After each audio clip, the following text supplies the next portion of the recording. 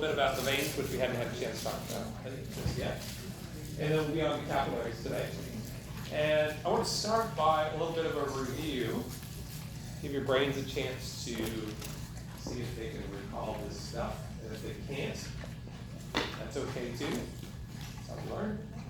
So, who remembers good old alpha-1 receptor?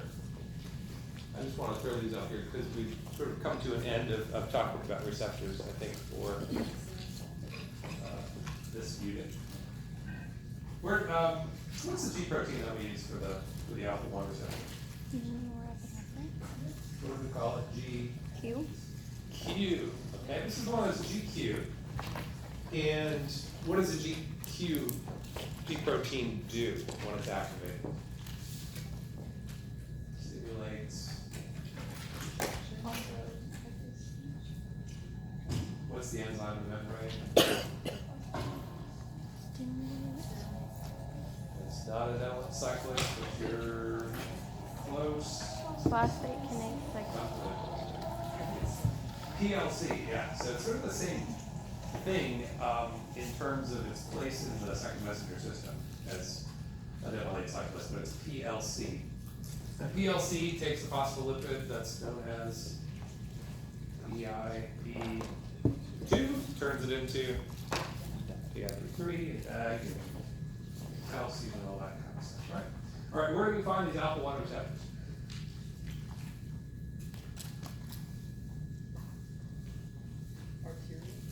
Yeah, an arterial smooth muscle, okay? And most arterioles, okay? And what they do is they simulate constriction, okay? When I see GQ, my brain always jumps to calcium. That's kind of a good way to think about what it's doing here because, you know, calcium is going to lead to contraction, right? Where else do we find GQ proteins? Remember? Talked about, I think just on one slide we mentioned these two other places, well, two other receptors that use GQ proteins. Remember where they are? Arterial smooth muscle, if that helps you. Just like the alpha-1. Use the same G protein. Give you hints, they're not adrenergic.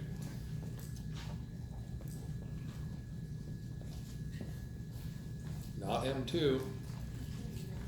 Yeah, V1, the V1 receptor, that's the vasopressin or ADH receptor. Okay. And the other is the angiotensin 2 receptor, sometimes called AT1. Okay. All right. So these guys, they all do the same thing. Okay, this is going to be important. On Thursday, we'll talk about some of these things working together. Right. So whenever we need to constrict arterioles, we've got three different things that can do it, right? We can do it with norepinephrine for the sympathetic nervous system, stimulate alpha-1. We can do it with ADH or with angiotensin 2. Okay. All right. Beta-1, what type of receptor? Where do we find the beta-1? This is the very first one you learned about. Where do we find beta-1? On the heart. And what does it do? Yeah, it stimulates the heart rate, right? And contractility. What type of G protein was that? GS. Okay? So you want to commit these things to memory. It's good for you. You'll thank me later. Maybe not for a long time. Maybe not ever. But probably someday you will. Everybody think you will. And then beta-2, this is the one we just wrapped up with last time. You find it sometimes on skeletal muscle arterioles. This is also GS, and what it does is it dilates. Okay, I'm going to show you this on the next slide. Okay, and the last one you should remember is the M2. This is the one we find in the heart. This is for the parasympathetic nervous system, right? And it's going to basically do the opposite. It's going to have the opposite action on the heart. Okay? So it's going to inhibit the heart, slow the heart rate, and where it does interact with the heart muscle cells, it's going to reduce contractility. Okay? I want to show you real briefly, we've got some arterioles that have alpha-1 receptors, in fact most of them, and then there's others that have this beta-2 receptor, okay? And the way that they work, the way that they can both be G protein coupled receptors, but lead to different responses, in fact opposite responses, is that they use different G proteins. Okay, so you might remember last time we talked about this, how inside the cell we've got these proteins, one of which is a kinase, and it phosphorylates myosin, right? Remember that? And it leads to smooth muscle contraction. And then there's another one that activates a phosphatase. The phosphatase takes away the phosphate, right? And that's going to reduce contraction. Okay? So if we follow either of these systems, we have the first thing we learned about the norepinephrine working on the GQ protein, right? We get calcium, we get PIP3, we get DAG, right? All that sort of thing. PKC activated. And so what happens with this pathway on the left, the GQ protein pathway, is that we're going to have an inhibition of the phosphatase and an activation of the kinase. Okay? So we tip the scales in favor of contraction, right? Does that make sense? So we're going to activate the kinase and we'll repress the phosphatase. Okay? And the beta-2 receptor does the opposite. Okay? Beta-2 receptor does the opposite. It's going to ultimately activate the phosphatase, okay, and repress or inhibit the kinase. Okay? So let's think about this in the big scope or the big picture to understand why this is happening. Okay? So when we have a situation where we have fight or flight, we've got the sympathetic nervous system working on all of our arterioles, right? The sympathetic nervous system is going to stimulate most of our arterioles in the body to do what? Constrict or dilate? Constrict. Okay? And what does that do for us?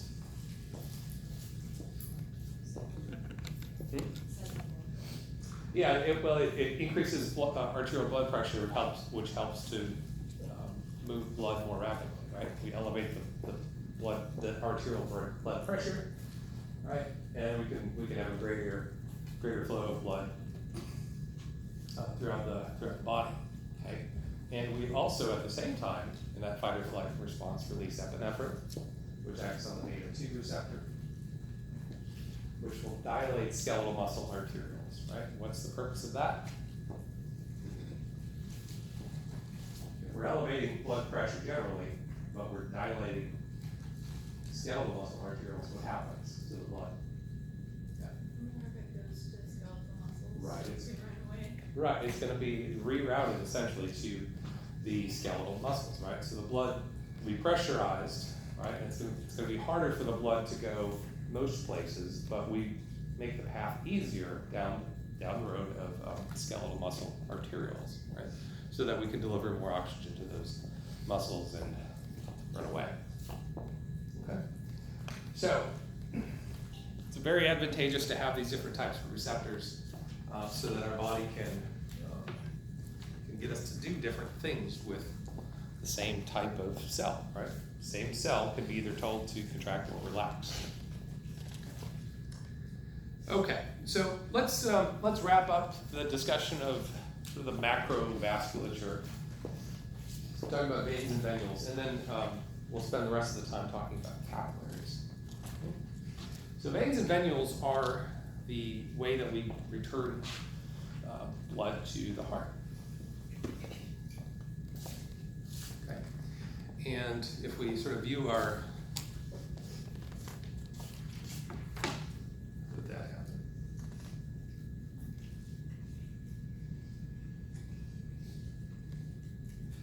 we view our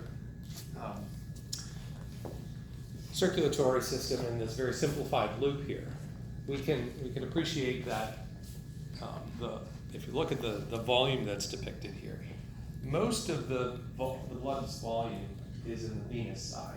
Okay, so that's venules and veins.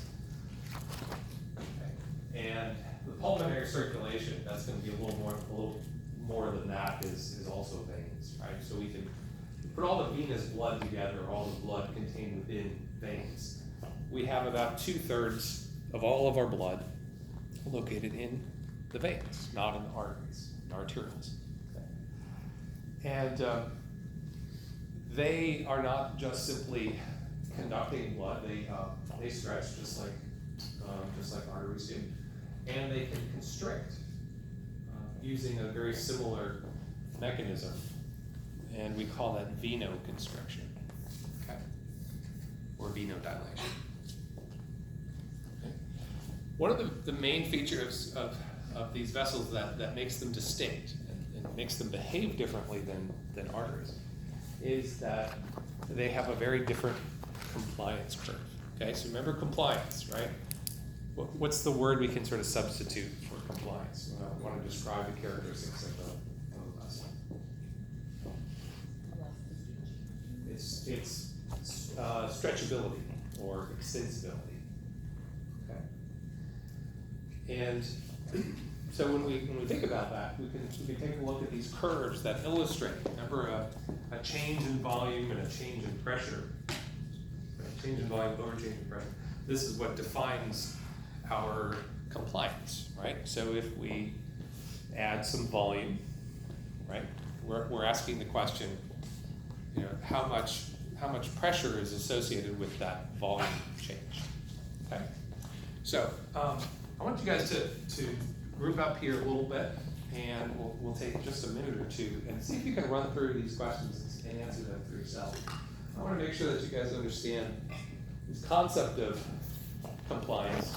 And then the last question here, this is sort of an application question, which is, we'll spend most of our time talking about that, than for the vein than it is for the artery, right? Okay, next question. If an artery and a vein were at the same pressure, which would carry more volume? Easy question, right? Draw a line right here. We've got a given pressure, right? The veins have more volume, okay? So for any pressure, the veins are going to have more volume, right? And that's part of why compliance is important, right? It tells you how big that vessel will stretch under a given load of pressure. Does that make sense? Okay, so now kind of an application of this. Let's say you go to the hospital and they always seem to put you on an IV, whether you need one or not. And they're going to put some saline in you. Let's say it's the same osmolarities. We're not dealing with issues like that. But what happens to that? Oh, let's say it's blood, so we know it's not the same osmolarity. What happens to the distribution of that 1 liter of blood? Okay, take that. I guess add it. Hey, people in the back, how's it going today? You want to take a guess?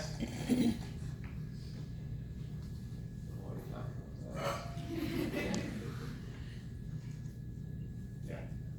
Read it. It preferentially goes to the veins because there's less resistance. Okay, don't use that word with an R, Right. because that means something there, but, yeah, so, she said, yeah, it's gonna disproportionately go to the veins, right? We're not gonna guess how much, but disproportionately, right? So it's not 50-50, right? More of the blood is going to move into the veins, because as you put more volume in, you elevate the pressure, right? And so, who stretches more with pressure? Veins, right? So the veins will take on much of that excess blood. Okay. So when we look at this picture, there's this term here that I've used. Your book uses this as well. That the veins are considered a volume reservoir, meaning if you become hypervolemic, right, extra blood volume, a lot of that extra blood will move to the veins, and your arterial volume doesn't change much. Okay? And likewise, you can lose blood, right? You're hypovolemic, right? And your arteries, again, will have about the same amount of blood as they did before under normal conditions, but the veins will have less. Okay, so the veins are very easy, they easily expand to accept volume, and they easily contract to deal with reduced volume, okay? So you can have, let's say 5 liters is a normal blood volume. You can go up to 5.5 and go down to 4.5. And the arteries are going to have about the same volume under those conditions, but the veins will fluctuate, okay? Yeah. I know this is probably a stupid question. Is there a limit to how much they can stretch? Like, is there anything they could ever rupture or anything? Yeah, so both veins and arteries can rupture, right? That's what an aneurysm is when the wall of the vessel is compromised, right? And that can happen in arteries or veins. Okay. Yeah, so there's certainly limits to these. What I'm showing you up here are more or less trying to illustrate normal physiological ranges. At some point, you go to a certain pressure, right, and your volume is just going to plummet because there's no more integrity to the vessel, right? It can't hold anything. But within normal range, this is what we're talking about. Now, when veins constrict, we call this venoconstriction, they do so under the control of the sympathetic nervous system, just like what? Alpha-1 receptor, where do we see that? Just like arterioles. Okay, so the sympathetic nervous system will release norepinephrine to arterioles and to veins and venules. Okay. So they use the same mechanism, GQ protein, calcium rises inside the cell, right? And we get phosphorylation of myosin and contraction. Okay. So the degree of venomotor tone, right, that is the degree of contraction, whether it's strong or weak, varies with this stimulation. So we can make adjustments to the vein's state of contraction. Now, something different happens here, though. When we constrict arterioles, what is the means by which we're elevating blood pressure? When we constrict arterioles, how does mean arterial pressure rise? What are we doing?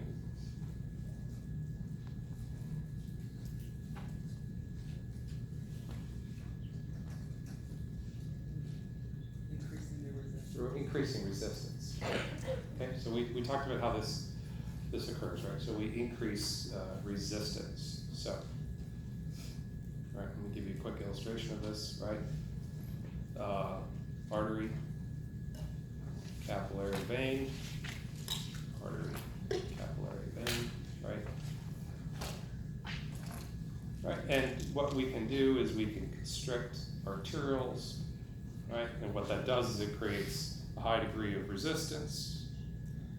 Okay, sorry for the sloppiness, right? And the result is that we elevate pressure. Okay? What happens with veins is there is a similar effect here, okay? But this is not the major contributor to raising pressure, okay? So what actually happens here is that when those veins constrict, their diameters don't really change a lot. Okay? So in other words, their contractions are not so strong that they change the radius substantially. Okay? It's weird, right? Arterioles constrict, the radius changes a little bit, and that's what creates resistance. With veins, these sort of big floppy vessels, right? They do not appreciably get smaller, just maybe a little bit, but not a lot. The major effect is that the walls become stiffer, right? So those big floppy veins aren't quite as floppy anymore. Right? They're not as expandable, right?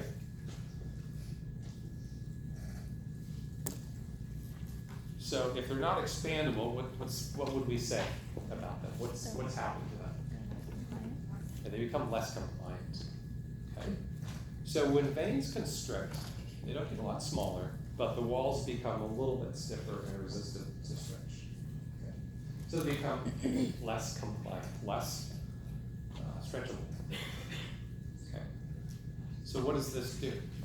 Well, this elevates the venous blood pressure. Okay.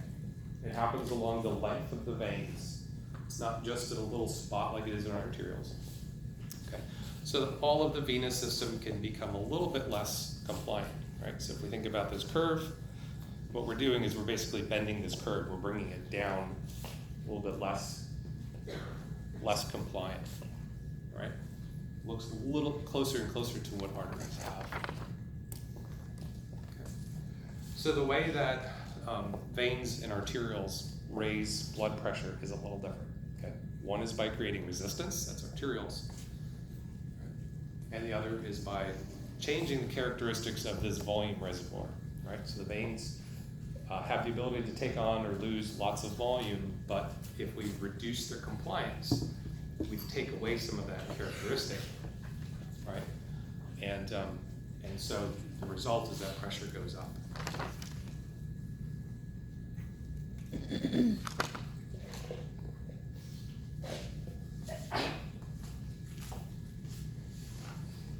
Any questions about this before we all pass out? Heating question. Is it warm? I think it's warm.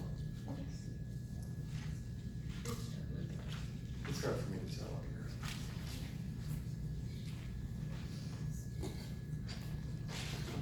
here. Okay.